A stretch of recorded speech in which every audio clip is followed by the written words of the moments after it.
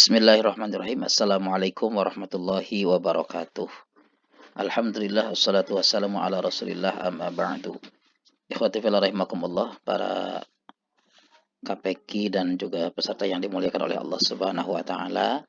Pada kesempatan ini kita akan sedikit menjelaskan tentang metode pembelajaran Al-Qur'an, metode tarqi dengan konsep 312 dengan materi yang biasa kita kenal dengan tahsin tilawah Al-Quran.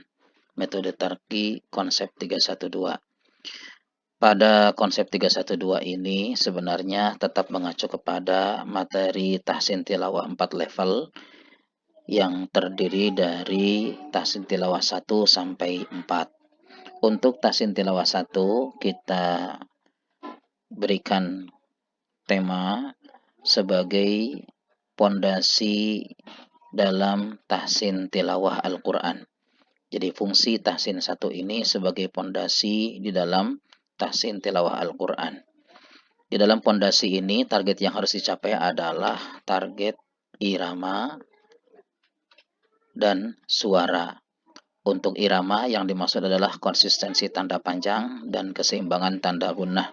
Sedangkan target suara yang dimaksud adalah pengucapan huruf sukun dan tuntutan kesempurnaan vokal. Ketika target tahsin tilawah 1 sebagai fondasi ini bisa dicapai dengan baik, maka berlanjut kepada tahsin tilawah 2 yang fungsinya sebagai kunci untuk menikmati bangunan tahsin tilawah Al-Quran. Yang kunci itu terletak dalam pembahasan 2 materi pokok, yaitu tentang makhraj dan sifat huruf. Penguasaan yang baik pada makhraj dan sifat huruf kemudian dilanjutkan pada tahsin tilawah 3, yang tahsin tilawah 3 ini merupakan isi dalam arti menikmati bacaan Al-Quran secara lebih baik lagi didasarkan pada penguasaan makhraj dan sifat huruf, dan tentu materinya ditingkatkan pada bagaimana mempraktekkan bacaan-bacaan ketika satu huruf berhubungan dengan huruf yang lain yang melahirkan bacaan yang bervariasi. Maka kita sebut di sini adalah bagaimana kita membaca Al-Quran dari sisi teknik pengucapan hubungan antar hurufnya. Nah, kemudian memasuki tahsin tilawah 4, saatnya kita menikmati bacaan Al-Quran secara keseluruhan berdasarkan satu bacaan yang diajarkan oleh Rasulullah Sallallahu Alaihi Wasallam melalui jalur yang diriwayatkan oleh Imam Hafaz dari Imam Asim. Maka tema yang menjadi pokok dalam kajian di tahsin tilawah 4 ini adalah menikmati bacaan Al-Quran secara menyeluruh, utuh, dan sempurna. Memasuki tahsin tilawah 1 sebagai pondasi tahsin tilawah, sehingga bangunan tahsin yang akan dibangun di atasnya akan menjadi kokoh dan kuat jika kita memiliki pondasi yang kokoh kuat pula. Maka kita buatkan mapping tahsin tilawah metode tarqi konsep 312 sebagaimana yang terlihat di layar ini. Adapun pembahasan secara rincinya bisa kita perhatikan di dalam slide berikutnya, yang mana fungsi tahsin tilawah 1 sebagai pondasi tahsin tilawah targetnya adalah untuk mencapai konsistensi dan keseimbangan dari sisi irama dan suara. Untuk irama, pilarnya dibangun di atas 2 pilar. Yang pertama adalah konsistensi tanda panjang dan yang kedua keseimbangan tanda gunnah. Sedangkan konsistensi tanda panjang yang dimaksud adalah bagaimana kita bisa secara konsisten menerapkan kaidah panjang di dalam membaca Al-Quran dalam kaidahnya yang 2 harokat, kemudian kaidahnya yang lebih dari 2 harokat, yang mana yang lebih dari 2 harokat ini bisa dalam status wajib atau hanya sekedar pilihan saja. Sementara bacaan panjang yang 2 harokat ini sifatnya mutlak, tidak boleh kurang, tidak boleh lebih dari ukuran 2 kali pengucapan huruf 1 harokatnya.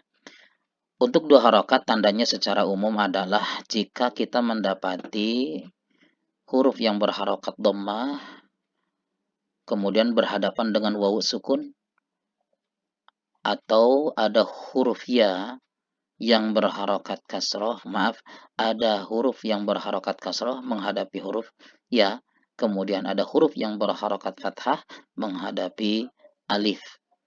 Ketika ketiga jenis ini menghadapi masing-masing huruf yaitu waw, ya, dan alif yang kemudian dia disebut sebagai huruf mad, maka bacaan harus dipanjangkan menjadi dua harokat atau dua kali pengucapan dua huruf. Pengucapan dua huruf lamanya. Nah, sedangkan untuk yang lebih dari dua harokat, penyebab dibaca lebih dari dua harokat, baik statusnya yang harus atau wajib ataupun yang sifatnya pilihan, hanya dua, yaitu apabila dia bertemu dengan huruf hamzah, atau yang kedua jika bertemu dengan huruf sukun. Sedangkan kategori hamzah dan sukun itu sendiri bisa dibahasakan dengan apabila tanda mad yang dua harokat ini, dengan statusnya seperti ini, bertemu dengan hamzah, yang mana hamzah itu dalam bentuknya yang asli, yaitu seperti kepala huruf ain, maka bacaannya wajib dipanjangkan dengan kadar 4, 5, atau 6 harokat. 4, 5 ketika diwasolkan, sedangkan 6 harokat ketika diberhentikan. Sedangkan apabila bertemu dengan hamzah yang dituliskan dengan alif, berarti bukan dalam bentuknya yang asli, maka hamzah itu untuk sementara kita istilahkan dengan sebutan palsu. Karena bukan dalam bentuknya yang asli, maka dia dipanjangkan hanya sekedar anjuran melebihi dari 2 harokat menjadi 4 harokat, tetapi dalam bacaan yang lain bisa dibaca 2 harokat. Sedangkan target berikutnya dari irama adalah keseimbangan tanda gunnah, yang mana keseimbangan tanda gunnah itu dapat terjadi pada huruf-huruf yang ada di bagan ini. Jika ada nun tasydid, mim tasydid, nun sakinah, tanwin, atau mim bertemu dengan huruf ba. Tentu yang dimaksud adalah mim sukun bertemu dengan ba. Sedangkan target suara, keseimbangan dan konsistensi dalam suara, yaitu pilarnya dibangun di atas 2 pilar juga, yaitu tuntutan kesempurnaan vokal dan pengucapan huruf sukun. Tuntutan kesempurnaan vokal targetnya adalah bagaimana membaca vokal-vokal dalam Al-Quran supaya menjadi jelas. Dan ukuran jelas itu tentunya adalah secara normal dan natural, sejelas mengucapkan vokal dalam bahasa kita sehari-hari. Sehingga tuntutan yang harus dipraktikkan dalam menerapkan vokal-vokal huruf Al-Quran adalah ketika fathah, mulutnya terbuka dengan jelas, hasil suaranya pun harus jelas. Ketika berharokat kasroh juga demikian. Ketika berharokat dhammah juga demikian. Intinya adalah sejelas pengucapan A di dalam bahasa kita, kasroh I dalam pengucapan bahasa kita, dhammah juga demikian. Tetapi di dalam bacaan Al-Quran, fathah terbagi 2 kategori. Ada yang fathah ditebalkan dan ada fathah yang tipis. Yang ditebalkan menghasilkan suara yang agak berat terjadi di dalam mulut, sedangkan yang tipis, ringan, suaranya bersih sama seperti vokal di dalam bahasa kita. Berikutnya adalah target suara dari sisi pengucapan huruf sukun atau huruf sakinah. Pengucapan huruf sakinah di sini disebabkan karena karakteristik dari huruf tersebut. Dari sisi sifatnya bahwa huruf tersebut ada yang ketika diucapkan dalam keadaan sukun itu mengalir suaranya atau nafasnya atau suaranya saja atau nafasnya saja. Kemudian juga ada huruf yang ketika diucapkan dalam keadaan sukun tertahan nafasnya dan suaranya, atau tertahan suaranya mengalir nafasnya, atau sebaliknya tertahan nafasnya dan mengalir suaranya. Ketika tertahan suaranya.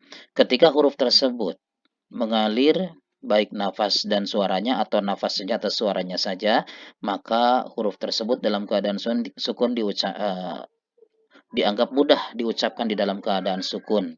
Tetapi ketika huruf itu tertahan nafas dan suaranya, maka ini akan menjadi terasa berat dalam pengucapannya sehingga dituntut adanya kemudahan. Dengan cara apa kemudahan itu? Dengan cara memantulkan bunyi huruf tersebut dengan setengah harokat, dengan kadar setengah harokat fathah, yang kemudian itu disebut dengan kaidah qalqalah, dan qalqalah ini sifatnya wajib atau harus diterapkan pada 5 hurufnya, yaitu huruf ba, jim, dal, to, dan qaf.